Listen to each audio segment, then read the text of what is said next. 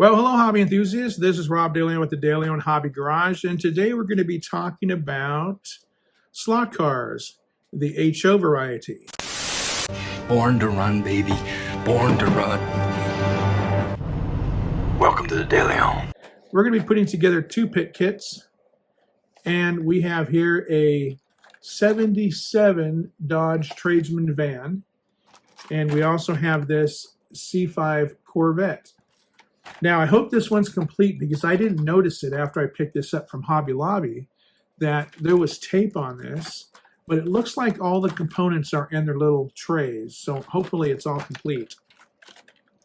I also have been collecting a few more cars from my little collection, and we'll go through those right now. Up first, we have this American flag themed John Force funny car. So thanks to Dan over at Slot Valley Racing, we've got an even set of funny cars now that we can do some racing. And he sent me a couple of funny cars about a year ago. Very appreciative of that. Still haven't had a chance to do any racing still because of the move, but we're getting really close. And next we have this Dodge Daytona.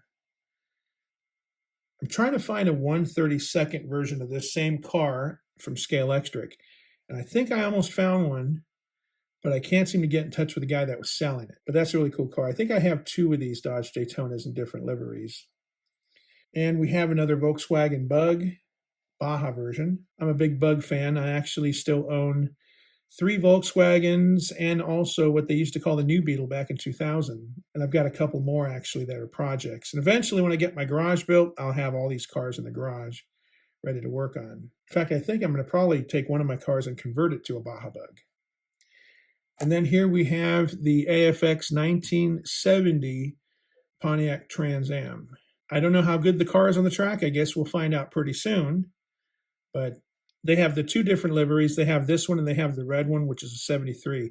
I really like this one. And I also got this Jeep. It's just kind of an oddball, just to have a Jeep because I didn't have a Jeep in my collection. So it'll be able to race some of the other slower vehicles, if indeed this Jeep is pretty slow. So there's the Renegade, and it's got a little flip down windshield. It's kind of cool. And also I picked up 2 dragsters. So I've got this one here. And I've got that one there. So now I have a set of 4 dragsters I could race. Also, thanks to Dan, he also sent me a dragster too. So we've got an even set. And then this was kind of an oddball. I found this Porsche 910 body. And this, I believe, is one of the older AutoWorld cars. It just came as a body. And it looked like it was new old stock. In fact, when I got it, the stickers had all fallen off, so I had to re-glue them on.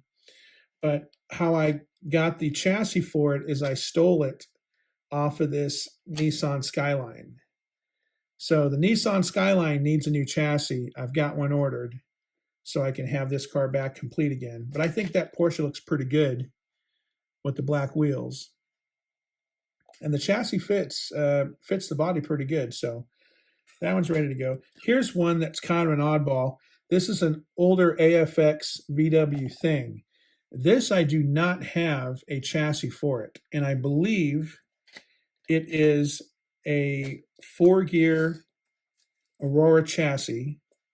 And this one actually has a little screw hole up in the front.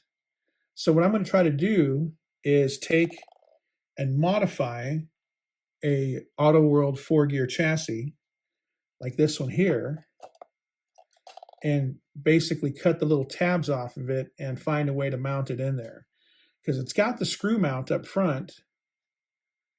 So, but there's nothing in the back of it to keep it stable. So I've got to figure something out there. And then also I picked up this one. This one's kind of a disappointment. This was a satellite. And if you can see here real closely, it's got a defect with the striping. The striping was flipped up and the decal for the signal, it should look like that, 3 little orange dots. That's also flipped up. So I don't know if there's a way to fix that. I contacted AutoWorld and they told me there was nothing they can do about it because they don't have any of these bodies in stock. So it'll just have to look like a blem like that. So this one here is a BMW I had from the last video I did, and this is not the right chassis for it. So I'm going to have to find one that works and see if something like this, because it looks like it could work, but there's no way to mount it in there. It doesn't have the right clips. So for now, it's just kind of just sitting there by itself. I have the Bronco body.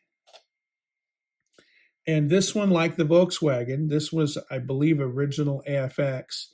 And this has a screw front. And I do not have a chassis that works with this. This might be a 3-gear chassis that might fit. And I do have one coming to see if that'll work.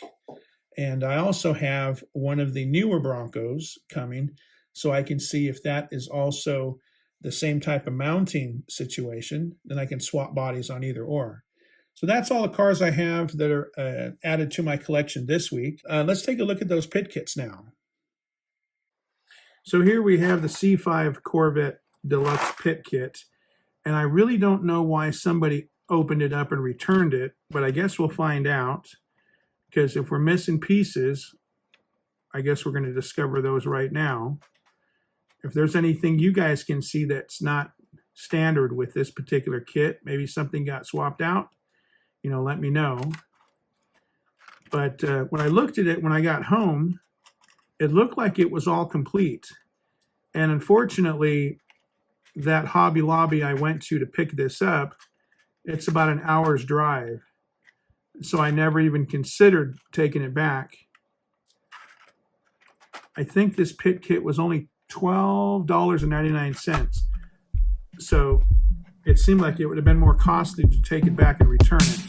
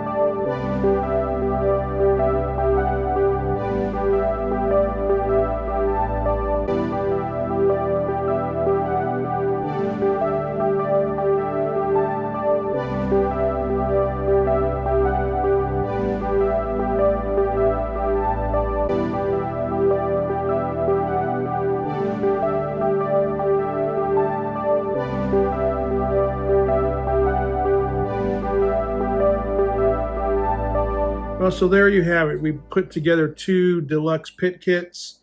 Of course, I didn't glue any bodies together because I'm going to take everything apart and paint it. Apparently, the Corvette wasn't missing anything, so it seemed to go together pretty good. The only trouble I had with the van was that little brush on the back end was not going into the pocket, so it was setting the commutator kind of at an angle, and it was binding up. So once I got that straightened out, everything went pretty good.